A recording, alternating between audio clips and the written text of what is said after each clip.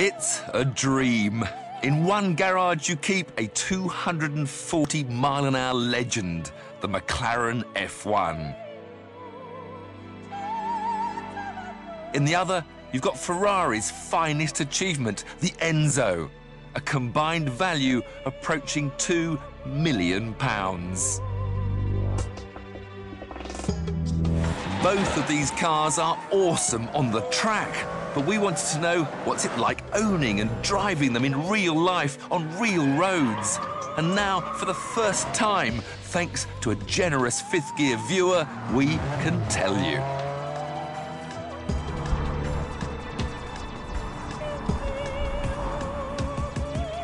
Chris Palmer is a self-made man who sees these delicious supercars as investments as much as toys. Probably, for me, they're as good as it gets. The McLaren is probably a bigger adrenaline pump.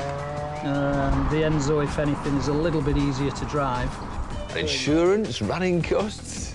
I don't back horses, so it's a vice that can be cheaper than gambling.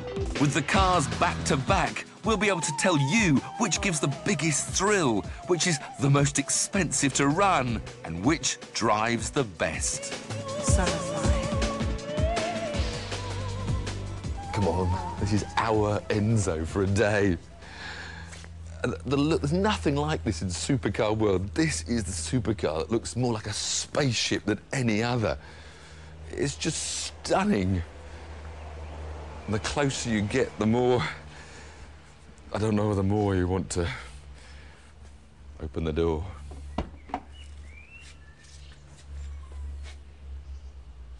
And it just invites you, it beckons you to come. But the contrast is immediate from the stunning exterior to the almost basic functional interior. I mean, look at this hinge, a big alloy chunk of metal that's the door hinge, and I've got windy down windows. No carpets. Spend all that money and no carpets, but you don't care because you see things like race and mode set. Then you see start. Then you see a key.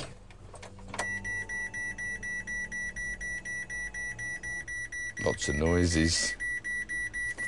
Flip the paddles for N. Perhaps press the start button.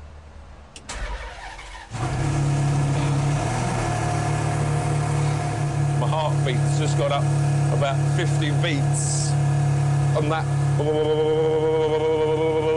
is coming through the seat into my back and into my spine, tingling up into my brain. And I haven't even touched the throttle pedal yet.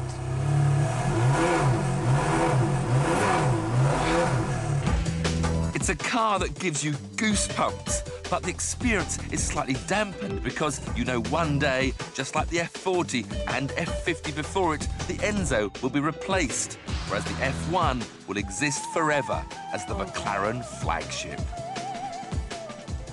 Now this, of course, is a race car that's been converted back for use on the road, so it hasn't got all the luxury interior. I've just got to remember how to get into a McLaren F1.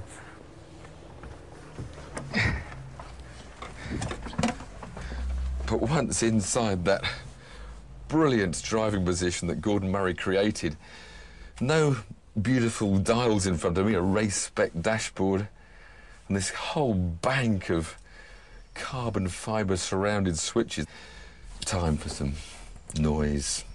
Well, music to me. Full race-spec master switch. Ignition. Fuel pumps on.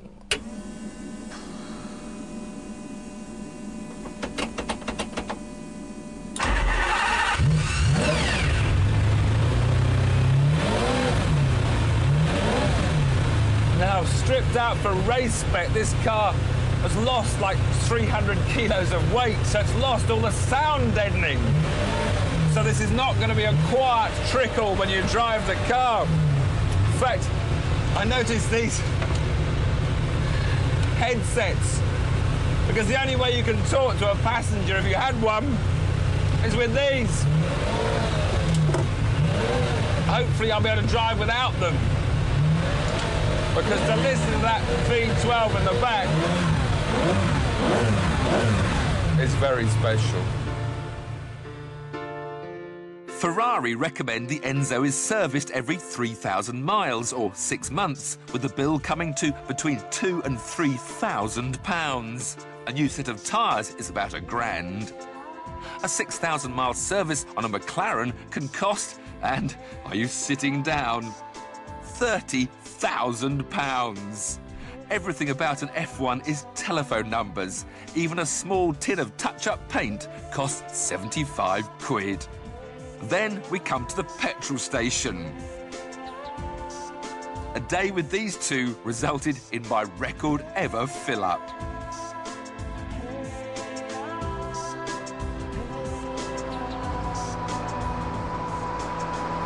Now, whereas the Enzo does about 15 miles to the gallon, with the McLaren, you're going to be stopping at these fuel stations a bit more often, because this car in this specification does about 6 miles to the gallon.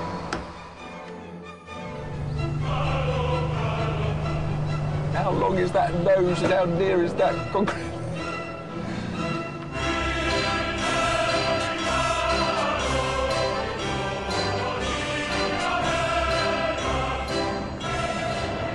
The funny thing is I've now done some proper mileage in an Enzo, and it's nothing like what I thought it was. It's not an animal at all. It's calm, it's relaxed, it doesn't spur you on. It's a very pleasant cruiser. And I think the reason why you feel so relaxed is the fact that you know there's so much extra performance available. You're never going to get anywhere near its limits on the public roads if you don't bother to try. But I guess there's one button I've got to try, and that's the race button. Just to see how different it feels, because it does sharpen up the engine and the suspension. So we'll just have it in the rev band, 3, then just press it and... Oh! Steering is now, yeah, sharpened a tad. The gear change should be a bit quicker. Suddenly I feel a bit egged on. It's amazing what a difference one button can make.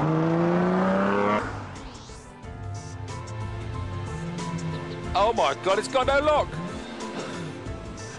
It's got the racing rack, which is faster, and it's got no lock. Oh dear.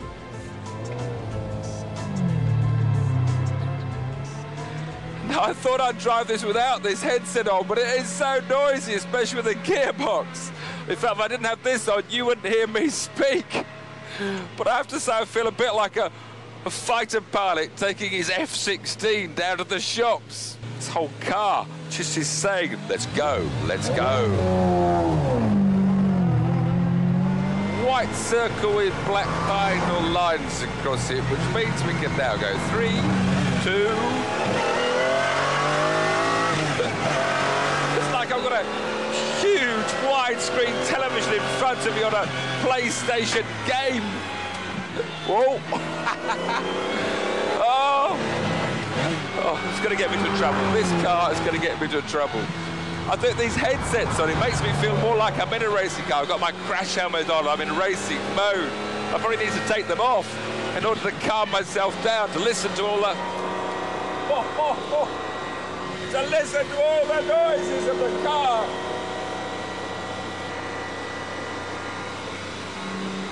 Oh my God. But getting back into McLaren has reminded me what supercars should all be about. And it's all about the driving experience. But most of all, it's just this stunning performance.